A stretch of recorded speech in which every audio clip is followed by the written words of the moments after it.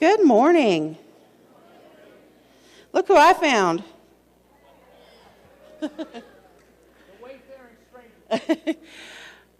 How many Patriots fans do we have out here?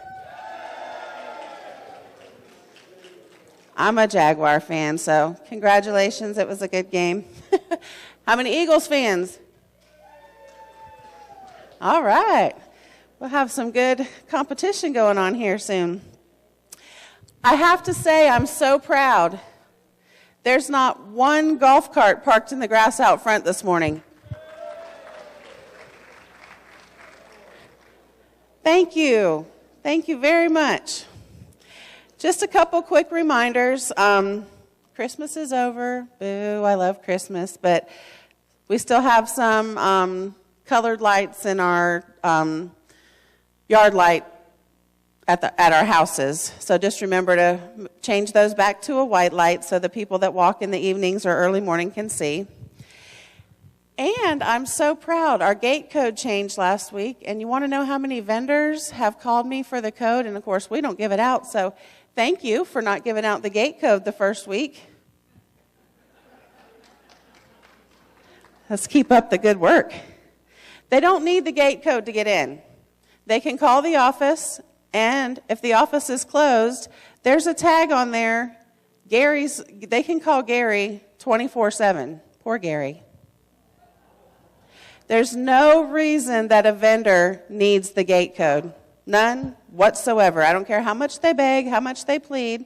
They don't need it because your gate code is only as good as the people that you give it to. So if everyone in town knows the gate code, then why do we have gates? So think about that before that vendor begs you for the code. Just say, I'm sorry, I can't give it out to you. You have to call the office. Perfect answer. When they call the office, we'll be happy to tell them the ways they can get in without the gate code. They can call the office during normal office hours, which really they shouldn't be here if the office isn't open anyway. Okay? And if they have to come in for some reason after hours, an emergency or something, Gary's number's listed there that they can call him and he can open the gate for them if you don't have your number listed in the system. If your number is a local number, even if it's a cell phone, it can be added to the system. So if you have a number you would like to have added to the system, just call the business office. It does at this point have to be a local number. We are working on that. It can be a cell phone, but it has to be a local number.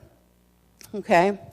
Hopefully soon we'll have that updated, but for right now, that's all we've got to work with, which is why Gary so graciously agreed to have his local number put in there so he can let people in after hours if your number's not listed. Okay? Yeah. Oh, if you don't know how to use the gate, if your number's listed in there, if somebody calls you from the gate, on the keypad, not on their cell phone, because that's what people are doing. They're calling from their cell phone and you're giving them the gate code and then they just put in the code. That's not what we want to happen. If your number is listed in the gate, I believe it's your house number, your address number that they dial. So if it's 1508, then they just dial that. Your phone rings, hey, it's Bob, we're here to, come play cards with you tonight. All you have to do is press 9 on your phone and the gate will open. Okay, and if there's questions on that, we do have instructions at the office. We put it in every closing packet when home sells. So, and I've had numerous questions still. The clickers did not change, only the gate code. Okay, so there's plenty of ways people can call, even if you don't have your number listed and can be let in. You don't have to give out the gate code. Okay? Gary's going to give us a couple updates on road paving and gate damage. And then I will be in the community room until coffee's over.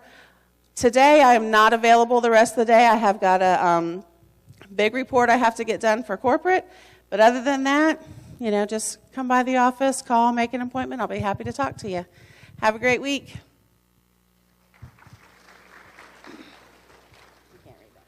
Thank you, Tammy. Good morning, Tanglewood residents. Most of you know who I am. Those of you who not, I'm Gary. I'm the Community Assistance Manager. Just wanted to give you updates on road paving. We've had several questions, or several people have asked questions in terms of when will the road get paved. And I think, unfortunately, the employees or the workers out in the field, I think, tells one of those persons that it may be months before the roads are paved, and that trigger a little uproar amongst some people. Okay, I'm here to straighten that up. The road will be paved, not this week. They've told me next week, but I'm adding 1 week to that, just for error or things that can go wrong. So, not this week. Sometime this following week, next week, that's when they told me they're going to do the paving, but that's not in iron, so it can take us to the 3rd week. So I will tell you safely, in the 3rd weeks from today, the road will be paved, the repair that we did. Sometime today, we're going to continue on doing our mapping to resume on the rest of the holes. They take a quick breather to go do something right quick, and they'll be back. As you know, we got a lot more roads to repair. So they'll pull out for a little bit, go do a quick job, and they'll be back. That's where we are on road. As far as the trees that I talked to you about a month ago, that phase 3 of hurricane cleanup would happen, they will be here tomorrow morning. The tree crew will be here tomorrow morning. And the first thing we're going to attack is those 2 leaning trees on Wilderness Circle. They are threats, and those are the things we're going to do first. It looked like they're going a little more angle every day. It's very frightening, and I'm not easy about it, so I want them out. So I've been on the phone with the tree company last week twice, and finally they're going to be here, and we'll get that threat taken care of. Number 3, Tammy mentioned, talks about the gate a little bit, but I'm going to take a different angle on the gate.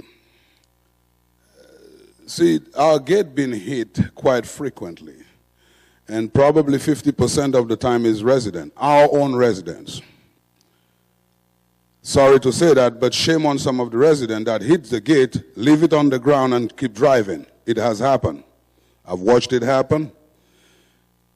This is your gate. This is your community. The least you could do, if you run into the gate, and the gate was run damaged by a resident just last week. It has happened many times. I've watched it myself, that it got hit by residents. Non-resident, I don't like that either, but I can hold them to a different standard. But resident in particular, if you hit the gate, that's your gate, that's your community. If you hit the gate, the least you could do is stop, pick it up, get it out of the roadway. That's the least.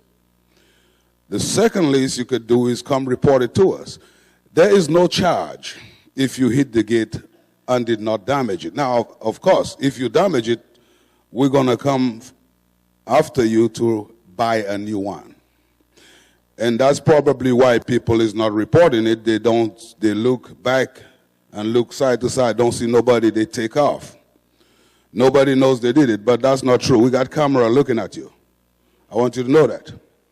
We got our cameras looking at you. So when you knock the gate and think nobody sees you and take off, we know who you are. I want to make that clear. We know who you are because we go to the office and look at you and see what you just did.